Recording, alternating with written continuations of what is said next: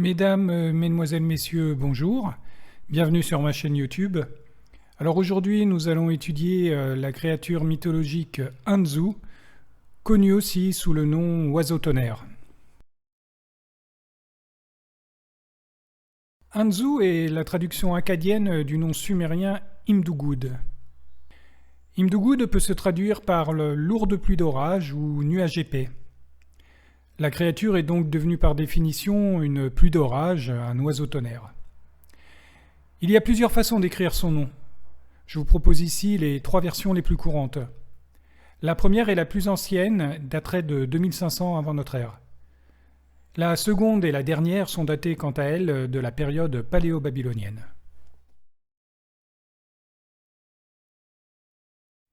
C'est l'assyriologue George Smith qui proposa la première traduction moderne d'un mythe concernant cet animal fantastique.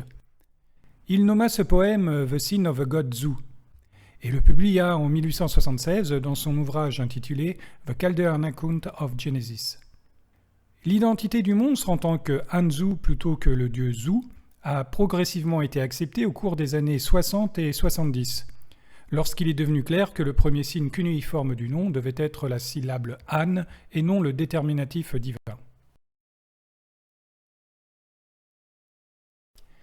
Sa naissance est mentionnée dans le mythe Anzu et la tablette des destins, un mythe rédigé en langue akkadienne durant le début du 2e millénaire avant notre ère, et dont la version standard daterait de la période néo-assyrienne.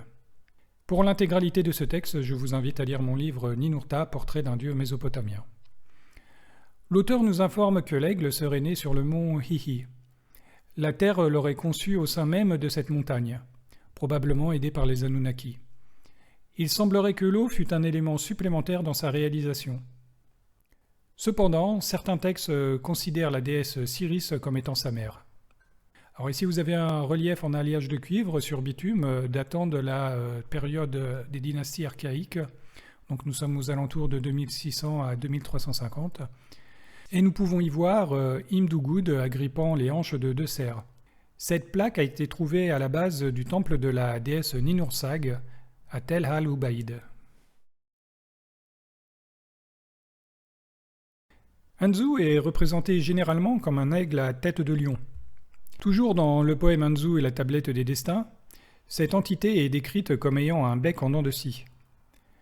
C'est surtout dans le mythe intitulé Lugalbanda et l'oiseau Anzu que nous avons une description plus détaillée de ce monstre. Le poète nous dit qu'il avait les dents d'un requin et les serres d'un aigle. Ses griffes, comme ses cuisses, étaient jaunes.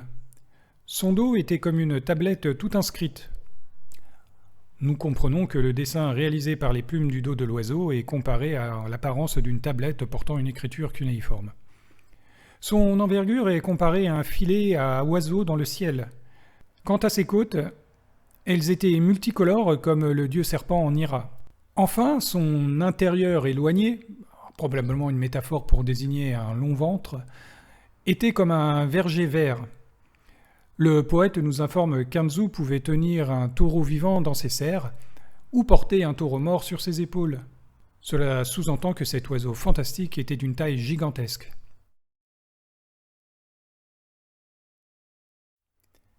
Anzu symbolisait la tempête et personnifiait le vent du sud, les nuages orageux et les forces du chaos. Lorsqu'il battait des ailes, il pouvait provoquer des tourbillons et des tempêtes de sable. Son rugissement faisait trembler la terre et le ciel. Je vous invite donc là à lire le mythe Lugalbanda et l'oiseau Anzu, et aussi le cylindre de Gudea. Comme nous l'avons vu précédemment, sa force était si grande qu'il pouvait transporter un taureau dans le ciel. Dans Lugalbanda et l'oiseau Anzu, le 3e roi d'Uruk arriva au sommet de la montagne de cornaline multicolore d'Inanna. Là, il trouva le nid d'Anzu avec ses petits dedans. En attendant ce retour, le héros décida de prendre soin de sa progéniture. Quand l'aigle léontocéphale comprit que Lugalbanda les avait embectés et fardés, il lui promit de lui offrir un destin favorable. L'oiseau lui conféra le don de tirer des flèches infaillibles, comme le dieu Shara, le casque et la cuirasse de bataille de Ninurta, et l'abondance des produits laitiers tirés de la barâtre à beurre, celle qui appartient au dieu Dumuzi. Lugalbanda refusa toutes ces faveurs, et lui demanda la vitesse de la lumière du soleil, la puissance des tempêtes, aller où bon lui semble et ne provoquer aucune querelle à son arrivée. Anzu répondit favorablement à son souhait. Dans le poème Nanche et les oiseaux, Anzu décidait les destins en compagnie des Anuna. Dans Anzu et la tablette des destins, ce monstre s'empara de cet artefact divin qui appartenait à Enlil. La suprématie divine était désormais entre les mains d'Anzu. Celui-ci pouvait contrôler les destins du cosmos et de tous les êtres vivants. Les conséquences de cet acte furent immédiates. Le sanctuaire perdit son impressionnant rayonnement. Les rites furent renversés et la mécanique de l'univers fut suspendue. C'est Ninurta qui fut désigné pour combattre le voleur et sauver la création. Après une lutte titanesque, Anzu fut tué par le dieu guerrier et la tablette fut rendue à son légitime propriétaire. La plaque CBS 15606 en calcaire trouvée à Ulbaïd et datant de la période des dynasties archaïques B, donc là nous sommes aux alentours de 2400 à 2250 avant notre ère, nous montre Anzu sur un taureau à tête humaine. Alors cette représentation se retrouve à l'identique sur l'étendard d'U, datant quant à lui de 2500 avant notre ère. Cette scène semble vouloir montrer la supériorité d'Anzu sur cet animal symbolisant la force brute.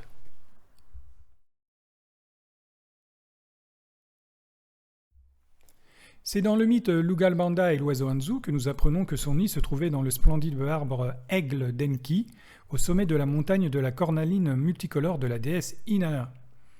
Le poète nous informe que l'oiseau Bourouaz avait posé son nid et y pondait ses œufs. À proximité, nous avons Anzu qui avait installé quant à lui son nid et y avait déposé ses petits en compagnie de sa femelle.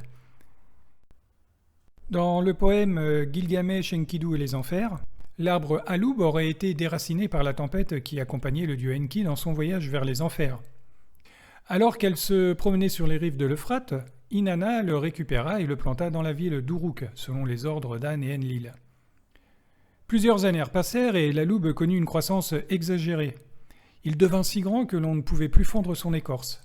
Avec son bois, elle voulut en faire un siège et un lit. Mais entre-temps, un serpent avait fait son nid au pied de l'arbre. L'oiseau Anzu avait installé ses petits à son sommet, et la jeune femme des vents avait construit sa maison dans ses branches. Inanna se lamenta et alla demander de l'aide à son frère Utu, qui lui refusa.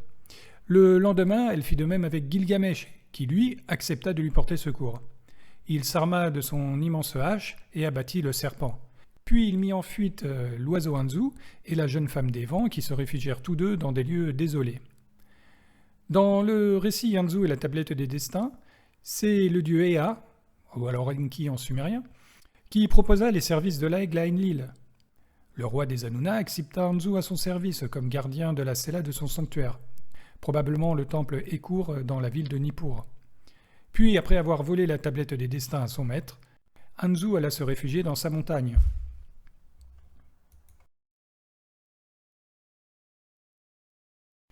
La relation entre Anzu et Ningirsu se situe dans la ville de Girsu.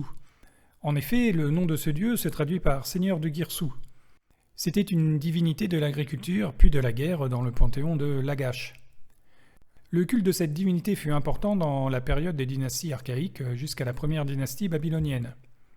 Il fut ensuite assimilé à Ninurta, avec qui il partageait les mêmes attributs. Son plus grand temple à Girsu, l'Eninu Anzu Babar, fut reconstruit par Gudea. Le nom de ce sanctuaire se traduit par la maison des 50 Anzu d'argent, peut-être une référence à une décoration du temple. La stèle des vautours, ou stèle de victoire d'Enatum, un roi de Lagash, est une stèle datée aux environs de 2450 à 2425 avant notre ère, commémorant la victoire de la cité-État de Lagash sur sa rivale Umma. Sur le fragment AO 2347, nous pouvons voir le dieu Ningirsu tenant dans sa main Anzu. Celui-ci tient dans ses serres 2 lions, formant les poignées d'un grand filet, dans lequel sont entassés des hommes. Il s'agit là des ennemis de Lagash, capturés lors de la bataille et offerts à Ningirsu. Ce dernier, de sa main droite, assène un coup de massue sur la tête de l'un d'entre eux, dont la tête dépassait du filet. Il s'agit là du roi Duma. Nous comprenons que l'aigle était donc au service de cette divinité guerrière. Le relief de Doudou se trouvant actuellement au musée du Louvre est une plaque perforée trouvée sur le site de Tello, près du massif d'Entemena, et datant des dynasties archaïques 3B. En haut de cette pierre bitumineuse, l'aigle léontocéphale Anzu agrippe l'arrière-train de 2 lions, qui lui mordent les ailes.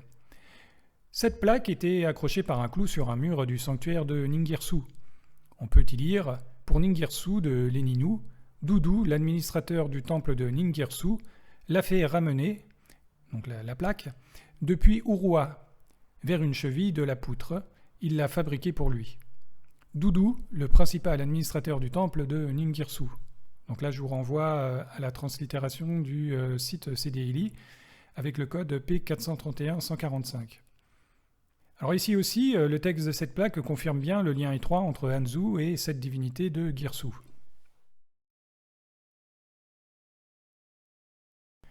Ainsi, nous avons constaté que les rôles d'Anzu et même son apparence extérieure ont changé plusieurs fois au cours des millénaires. Anzu faisait sa première apparition à la fin du 4e millénaire avant notre ère. Les personnes qui ont inventé l'oiseau tonnerre ont sculpté son image dans de petites pierres semi-précieuses utilisées comme sauts-cylindres. Nous avons un exemple avec l'artefact MNB 1167. Avec Anzu, une autre entité est apparue, le soi-disant félin à cou de serpent. Les deux créatures apparaissent ensemble sur ce saut-cylindre de l'ancienne Uruk. Nous sommes aux alentours de -3500 à -3100 avant notre ère. Anzu était conscient du fait qu'il pouvait influencer les vies d'autres êtres. Ce pouvoir appartient généralement à la sphère divine. Par conséquent, on peut conclure que l'autorité et la force d'Anzu au cours du 3e millénaire avant notre ère l'ont lié fortement aux divinités sumériennes. Jusqu'à cette époque, il aurait pu représenter une créature primordiale du ciel de lui-même, ou une manifestation des tempêtes et des vents d'orage, probablement aussi associée à la guerre. Anzu représentait donc un phénomène atmosphérique. D'un côté, craint car il apportait la destruction, et de l'autre, il fournissait la pluie, un phénomène symbolisant la vie et la fertilité. Durant cette même période, il était considéré comme un gardien de lieux sacrés. Nous retrouvons cette fonction dans l'Ugalbanda et l'oiseau Anzu, où l'aigle lui-même décrit son rôle ainsi. « Mon père Enlil m'a mené ici, il m'a laissé barrer l'entrée des montagnes comme avec une grande porte. »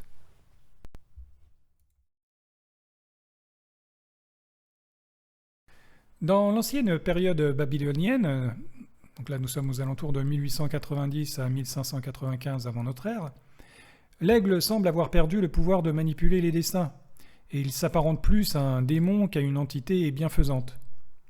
Dans Anzu et la tablette des destins, l'aigle devint un traître, un agent du chaos qui se dressa contre les Anuna. Lui qui avait jadis servi Enlil, Ningirsu et Enki, jouait désormais le rôle d'ange déchu. Avec ce vol, Anzu aurait peut-être essayé de rétablir son autorité et son pouvoir. Après la victoire de Ninurta, Anzu devint l'un des trophées du dieu, servant de créature apotropaïque afin de mettre en évidence le pouvoir et la puissance du vainqueur. La plaque BM 124-571, datant du règne d'Assur-Nassir-Pal II, roi d'Assyrie de 883 à 859 avant notre ère, fut trouvée dans le temple de Ninurta situé à Nimrud. On peut y voir le combat entre cette divinité et Anzu. À cette même époque, les rois néo-assyriens ont réhabilité Anzu comme une entité bénéfique. Ils utilisèrent des représentations de cet animal fantastique comme divinité protectrice devant leur temple. Ainsi, le rôle d'Anzu en tant que gardien peut être retracé depuis le 3e jusqu'au 1er millénaire avant notre ère, et nous pouvons conclure que c'était l'une de ses missions principales. Voilà, c'est tout pour aujourd'hui. J'espère que cette vidéo vous aura plu. Si vous avez des questions, n'hésitez pas à me contacter, je me ferai un plaisir de vous répondre.